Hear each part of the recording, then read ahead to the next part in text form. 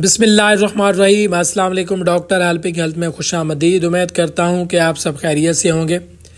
क्या आप भी मामूली बुखार, सर दर्द या नज़ला ज़ुकाम होते ही एंटीबायोटिक्स और पेन किलर्स खा लेते हैं? ये आदत आपकी सेहत के लिए एक बड़ा ख़तरा बन सकती है। आज की वीडियो में हम बताएंगे कि पाकिस्तान में कौन सी एंटीबायोटिक्स और पेन किलर्स का इस्तेमाल गलत आम हो चुका है। ये आपके जिस्म को कैसे नुकसान पहुँचा सकती है। हमारे माशरे के अंदर एंटीबायोटिक्स की बात की जाए तो अमोक्सिसिलिन एक ऐसा एंटीबायोटिक है जो ज़ुकाम, खांसी और गले के सोजिश के लिए आम तौर पर इस्तेमाल किया जाता है। एच पीली के मसाइल को ट्रीट करने के लिए बहुत से डॉक्टर इसको रिकमेंड करते हैं। ये एक ऐसा एंटीबायोटिक है जो कि बहुत मुअस्सर है, लेकिन हमारे माशरे के अंदर इसका इस्तेमाल डॉक्टर की हिदायत के बगैर इस्तेमाल किया जाता है, जो कि गैर मुअस्सर साबित भी हो सकता है।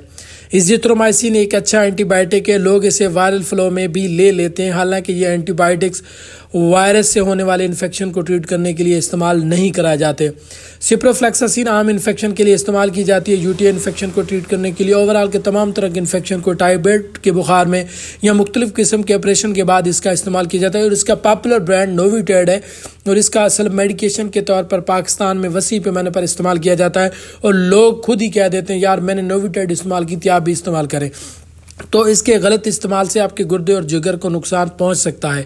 पेन किलर्स की बात की जाए तो पेन किलर्स के अंदर जैसे कि ब्रुफेन, आइबुप्रोफेन ज़्यादा इस्तेमाल से मैदे के अल्सर और गुर्दे के मसाइल पैदा होते हैं। मेफेनिक एसिड, जिसके अंदर पोनेस्टान या मेफेनिक एसिड वगैरह की जो टैबलेट आजकल बहुत ज़्यादा वायरल है, हैज़ के दर्द के लिए, ओवरऑल के तमाम तरह के दर्द को ट्रीट करने के लिए इस्तेमाल कराई जाती है। मगर इसका नुकसान आपके जिगर को नुकसान पहुँचा सकता है, आपके गुर्दों को नुकसान पहुँचा सकता है, ओवरऑल के बॉडी के हर हिस्से को नुकसान पहुँचा सकता है।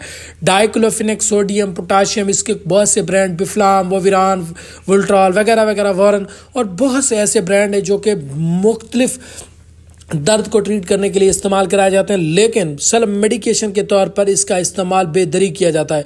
आप हर बंदे को देखेंगे कि वो कोई ना कोई डाइक्लोफिनेक, सोडियम, पोटाशियम डॉक्टर की हिदायत के बगैर ले रहा होता है। इसका ज़्यादा इस्तेमाल आपके दिल के लिए ख़तरनाक साबित हो सकता है, आपके ओवरऑल तमाम तरह के हेल्थ के लिए नुकसानदेह साबित हो सकता है, आपके गुर्दों के लिए इंतहाई नुकसानदेह हो सकता है।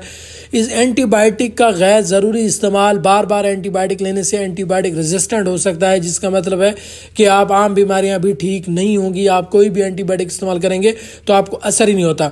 आजकल हमने देखा है कि बहुत से डॉक्टर आपको मुख्तलिफ किस्म के एंटीबायोटिक देते हैं, लेकिन रिजल्ट नहीं मिलता और आप कंप्लेन कर रहे होते हैं, डॉक्टर साहब हम इतने एंटीबायोटिक खा चुके हैं लेकिन आराम नहीं आता।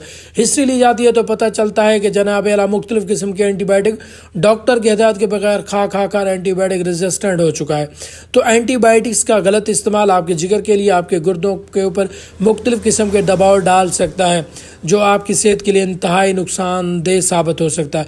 पेन किलर्स के नुकसानात की अगर बात की जाए तो ज़्यादा पेन किलर्स लेने से गुर्दे फेल हो सकते हैं। आजकल जगह जगह डायलिसिस सेंटर भरे पड़े हैं, नंबर ही नहीं लगते। तो इस तरह ये जो पेन किलर्स का इस्तेमाल आपके मैदे के अल्सर, आपके जिगर के मसाइल और आपके गुर्दों के मसाइल पैदा करते हैं। तो इसलिए इसके बहुत से नुकसानात हैं, ख़ासकर दिल के अमराज और ब्लड प्रेशर के बढ़ने का ख़तरा भी बढ़ जाता है। किसी भी दवा को सिर्फ और सिर्फ डॉक्टर के मशवरे से इस्तेमाल करें। कुदरती मुतबादल आजमाएं, नीम गर्म पानी पिएं, मतवाजन खुराक खाएं, हर्बल चाय और वाक को। अगर बुखार हो या दर्द हो तो फौरी तौर पर दवा ना लें, बल्कि जिस्म को खुद रिकवर करने दें ताकि आपका जिस्म इस चीज़ का आदी हो।